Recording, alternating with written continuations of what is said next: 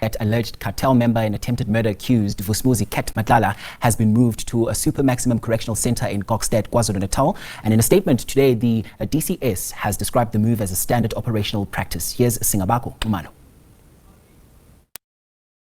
Confirms that on the 21st of December 2025, remand detainee Vusimuzi Matlala was transferred from Kgosi Mampuru, Supermax, to eBongweni Correctional Facility. What has to be emphasized is that transfer of remand detainees and sentenced offenders between correctional facilities is a standard operational practice, which is informed by a range of considerations, primarily security, safety, operational requirements, and effective inmate management across the correctional system. It has to be stated as well that the transfer of an inmate does not prejudice their legal rights or access to services. Let's talk about something that has quietly raised eyebrows across South Africa. The transfer of Vusimuzi Cat Matlala. If that name sounds familiar, it's because he's been at the center of serious allegations: criminal syndicates, SAPS tenders, Tembisa Hospital looting, and an attempted murder case involving actress Tebogo Thobejane. Now he's been moved from Kgosi Mampuru, the second correctional center, better known as Supermax in Pretoria, to eBongweni Correctional Facility in Kokstad, KwaZulu-Natal. South Africa's only super maximum prison. So the big question is simple. Why was he moved? And maybe more importantly, why now? First, let's deal with the official explanation. The Department of Correctional Services confirmed the transfer took place on December 21st. According to spokesperson Singabako Nxumalo, this was a standard operational procedure, nothing unusual, nothing political, just routine. He said transfers are informed by security, safety, operational requirements, and inmate management. He also pointed out that under Section 6 of the Correctional Services Act, the National Commissioner has full authority to detain any offender at any correctional center, regardless of what the warrant says. In simple terms, legally, they can move you anywhere. Nxumalo also reassured the public that Matlala's legal rights remain intact. Access to lawyers, medical care, and court appearances will continue as normal. So officially, this is just business as usual. But let's be honest, nobody gets moved to a Supermax facility for business as usual. eBongweni isn't just another prison. It's built for extreme security risks. We're talking about inmates who are considered dangerous to others, dangerous to themselves, or capable of influencing events outside prison walls. Supermax prisons are designed to cut communication, limit influence, and control risk. So when someone is moved there, it usually means one thing. They are seen as a serious security concern, not just physically, but strategically. Now here's where the context matters.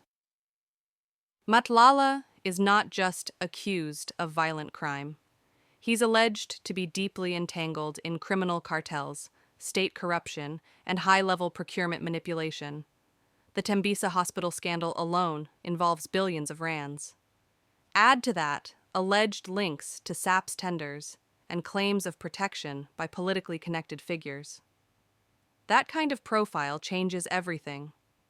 Because it's not just about what someone did, it's about what they know, who they know, and who might want to silence or protect them. This is where the Madlanga Commission enters the conversation.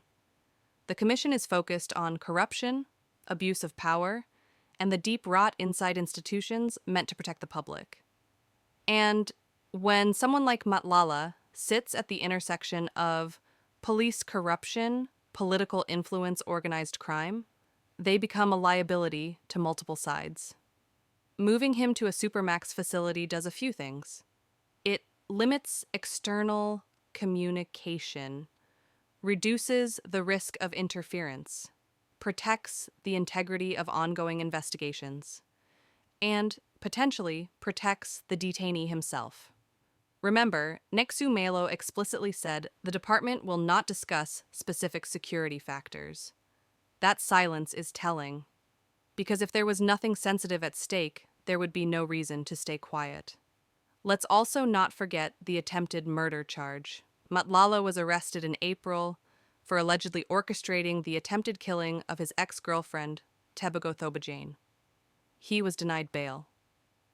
which already tells us the court believes he may interfere with witnesses or pose a danger if released. Combine that with allegations of syndicate leadership, and the picture becomes clearer. This is not a low-risk detainee. So, was the transfer legal? Yes. Was it procedural? Also, yes. But was it ordinary? Absolutely not. Supermax facilities are not used casually. They're used when the system believes the stakes are high, politically, criminally, or institutionally. At the heart of this story is a bigger issue. South Africans have become used to corruption stories that start loudly and end quietly. Commissions, investigations, arrests, and then silence. So when someone connected to so many unresolved scandals is suddenly moved under maximum security, people naturally ask questions. Is this about safety? Is it about control? Or is it about preventing further damage to powerful interests?